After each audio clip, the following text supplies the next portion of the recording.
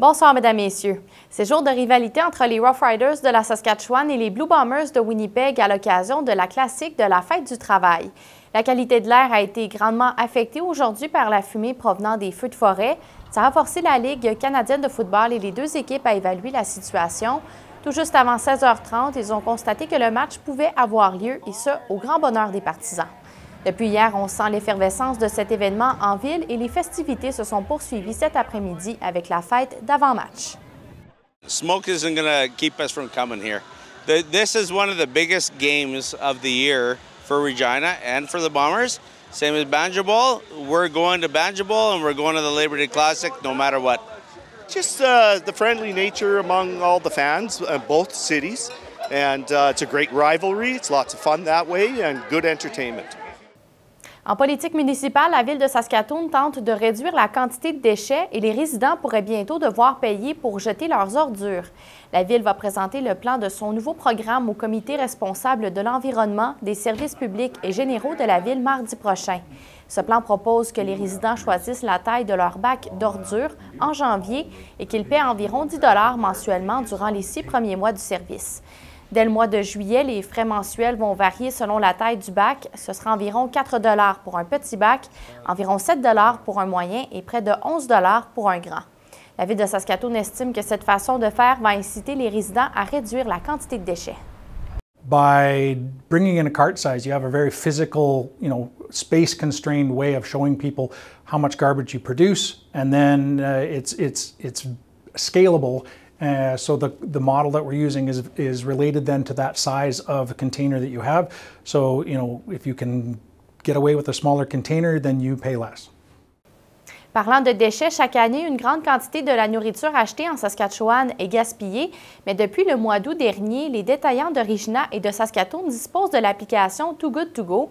Ça permet de limiter le gaspillage et d'aider les clients à économiser de l'argent. Coralie Hodgson. Malgré ses efforts pour réduire le gaspillage, le propriétaire du Local Market à Regina, Tim Schultz, constate que beaucoup d'aliments non vendus et non périmés terminent à la poubelle. We might have thrown out 25 to 50 pounds a week or something like that when it all added up. Il a récemment trouvé une solution en adoptant Too Good To Go. Cette application de réduction des déchets alimentaires permet aux détaillants de regrouper des aliments non vendus et toujours comestibles et de les vendre à prix réduit. Le gaspillage alimentaire est d'ailleurs un problème important en Saskatchewan. Selon un rapport publié en 2020, la Saskatchewan est la 3e province canadienne à produire le plus de déchets alimentaires par habitant. Le directeur général de la Banque alimentaire de Regina espère que des applications comme Too Good To Go puissent avoir un impact positif sur les clients qui fréquentent son organisme. If it means that folks that are struggling to make ends meet are able to purchase at a reduced price instead of visiting a food bank, we're all for it.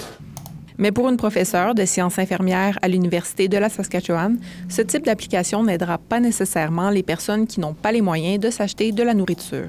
The process is that you get a surprise bag. So if you're getting a surprise bag and you're putting money down for something, you don't know what it's going to be and how well you can consume that. That'll be a bit of a challenge for people that I am most concerned about, the people who are using charity food systems. So each one is slightly different. Pour l'instant, Tim Schultz dit que les produits mis sur l'application se sont vendus rapidement. Il se réjouit d'observer les effets positifs sur les consommateurs et sur la planète. Ici Coralie Hodgson, Radio-Canada, Regina.